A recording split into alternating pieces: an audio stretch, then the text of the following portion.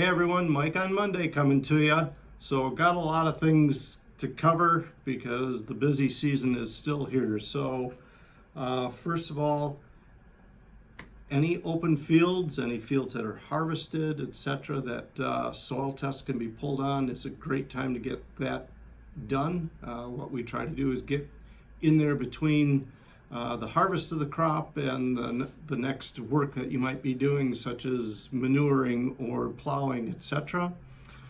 Wheat seed is upon us, or about to be. September 15th is our calendar date that we typically use for starting to put in the wheat seed. If we go a little bit before that, you might end up with a lot more for vegetation on top. That isn't always what we're looking for.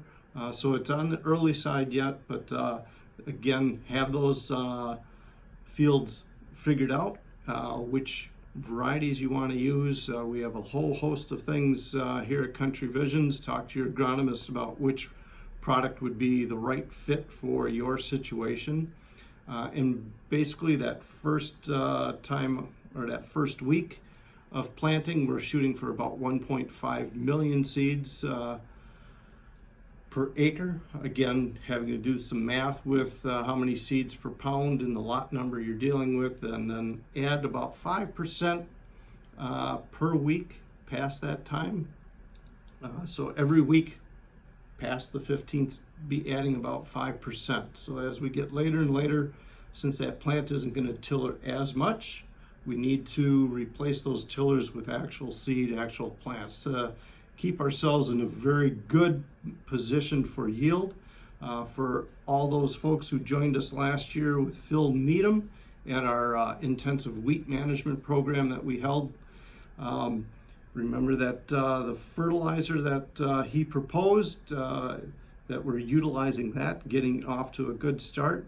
And for those who really want to do the intensified idea, where Phil was actually putting some phosphorus in the row with the wheat seed, talk to your agronomist about what options do I have to make that happen. And I've talked with a lot of folks in my area about doing it. And it's not a slam dunk. It's figuring out some of the different hurdles that you have to deal with to try and make that all happen. But talk to your agronomist at Country Visions on that idea, and seeing if you have the equipment, the technology, etc., to make that happen. We do know it adds yield. Phil was pretty adamant about the amount of bushels that we get when we can not necessarily use more phosphorus, but put it in a position where it gives us the biggest bang for our buck. Corn silage is around the corner. If you guys are starting here and there, we took some samples again this past week in the Sheboygan County area.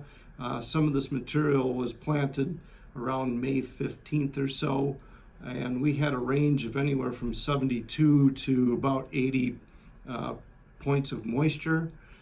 So keep your eyes open. If you have an early planted field with maybe an early maturity, that may be coming faster than you might think.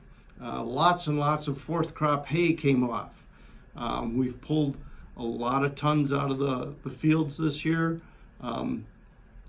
If it's in the budget at all costs, the better fields, try and manage them. Talk to your agronomist again at Country Visions for do I need fertilizer on these fields? Which ones should I be doing to get the biggest bang for the buck right now? Soybeans. Last week we did find a little white mold in some spots here and there. It wasn't going rampant, but it is out there. At the moment, it doesn't look like it's going to be kicking our butts on yield just yet. At least I know last year we had spots that dropped 20 to 30 bushel an acre where we had that kind of pressure. It doesn't look like, at least the fields we've seen, it isn't that far advanced. I'm thinking the beans were a little farther along before the disease got rolling, so that's going to be to our advantage in that standpoint. So a lot of things happening.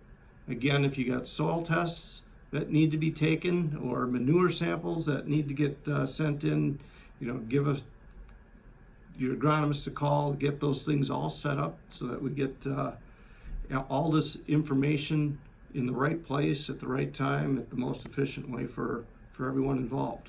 With that, be safe out there this harvest. Watch out for our city cousins that are needing to get around us and such. Keep your eyes open, and we'll see you next week.